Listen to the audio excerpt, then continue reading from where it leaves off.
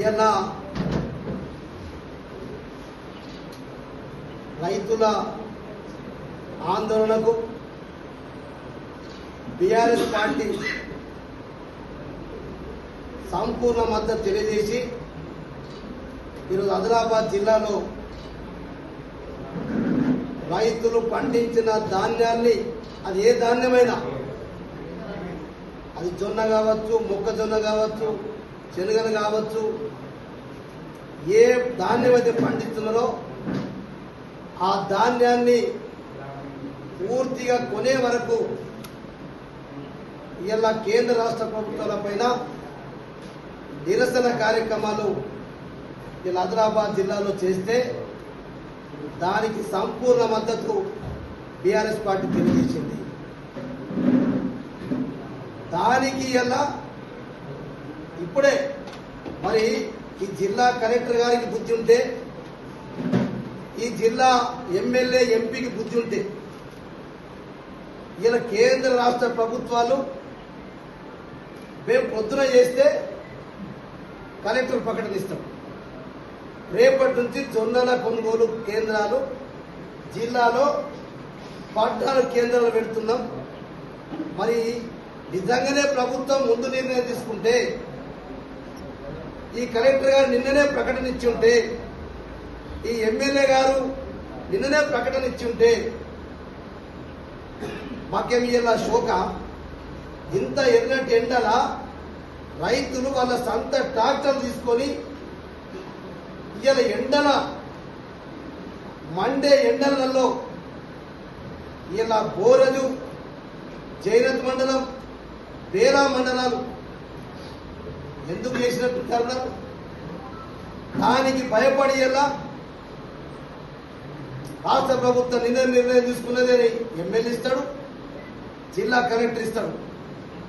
ఇలా ఇది ఖచ్చితంగా బీఆర్ఎస్ విజయం, ఇలా రైతుల విజయం. అందుకొరకు ఇప్పటికైనా ఈ కేంద్ర రాష్ట్ర ప్రభుత్వాలు రైతులను ఇప్పటికీ అనేక రకాల మోసం చేస్తున్నారు. సోయాబీన్ సగం కొని వదిలేసింది, అట్లనే కందులు సగం కొని వదిలేసింది. శనగలు దాదాపు 70-80 ఎకరాల ఆదిలాబాద్ జిల్లాలో రైతులు పండిస్తే కేవలం 20-25% కంటే ఎక్కువ కొనలే. ఇలా మొక్కజొన్న పరిస్థితి ఈరోజు మరి ఇప్పుడు జొన్నలు వచ్చినాయి, అన్నింటినీ కూడా కొనాలని చెప్పి మరి ఈరోజు నిర్ణయం తీసుకొని ఆదిలాబాద్ జిల్లా బీఆర్ఎస్ పార్టీ పక్షాన రైతులు గొడవ చేస్తే ఈ కలెక్టర్కి ఇప్పుడు సోయేస్తుంది, ఈ ఎమ్మెల్యేకి ఎంపీకి సోయేస్తుందా? మేము అడుగుతున్నాం ఎమ్మెల్యే గారికి, జిల్లా కలెక్టర్ గారికి, ఈ వ్యవసాయ శాఖ మంత్రి పుట్టి సాగు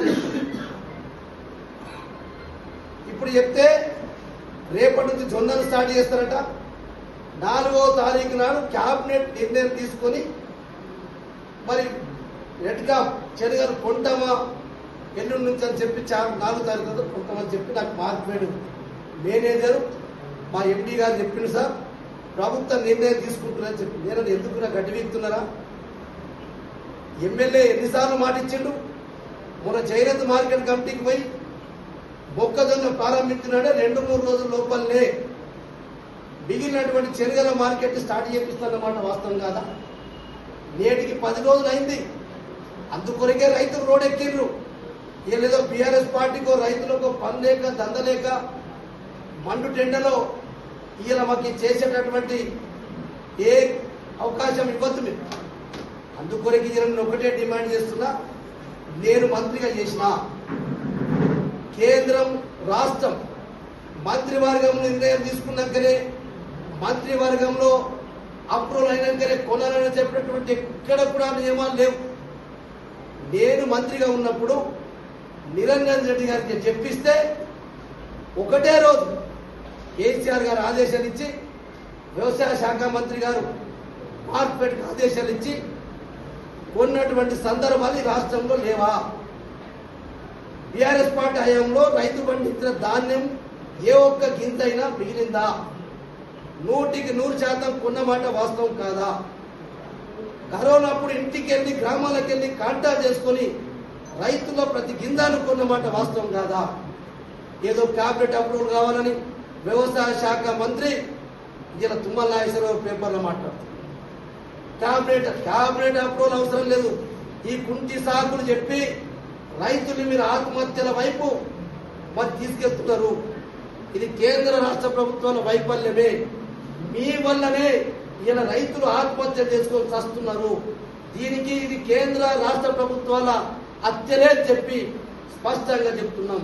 అందుకొరకే వ్యవసాయ శాఖ మంత్రి ఆదేశాలు ఇచ్చేసి కొనొచ్చు, తర్వాత బ్యాంకు గ్యారెంటీ తీసుకోవచ్చు, తర్వాత పేమెంట్ చేసి చెప్పు. ఒక వ్యవసాయ శాఖ మంత్రి తీసుకునే నిర్ణయానికి కుంటి సాకులు చెప్తూ క్యాబినెట్ నిర్ణయమని లేకుంటే కేంద్రకు లేఖ రాయడమని ఇప్పటికే తుమ్మల నాగేశ్వరరావు గారు ఎన్ని సందర్భాలు చెప్తున్నాడు.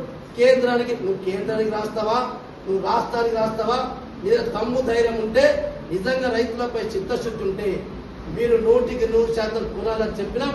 తప్పకుండా రేపు రైతులందరూ విజ్ఞప్తి చేస్తా ఉన్నాం. మీరు ఎక్కడ బయటలోకి వెళ్ళే అవసరం లేదు, బయట అమ్ముకునే ప్రసక్తే లేదు. మనం చూద్దాం, రేపటి నుంచి కాంటాలు పెట్టి మొత్తం ఒక్క గింజ కూడా మిగలకుండా కొనేదాకా రైతులకు బీఆర్ఎస్ పార్టీ అండగా ఉంటుంది. ఖచ్చితంగా ఆదిలాబాద్ జిల్లాలో నేను కానీ ఓతెమ్మెల సాబ్ గారి ఎక్కడికైనా వస్తాం, రైతుల కొరకు మీకు అండగా ఉంటాం. మీరు భయంతులకు గురి కావాల్సిన అవసరం చెప్తున్నాం. ఇదే కలెక్టర్ ఇంటి ముందర చేస్తాం.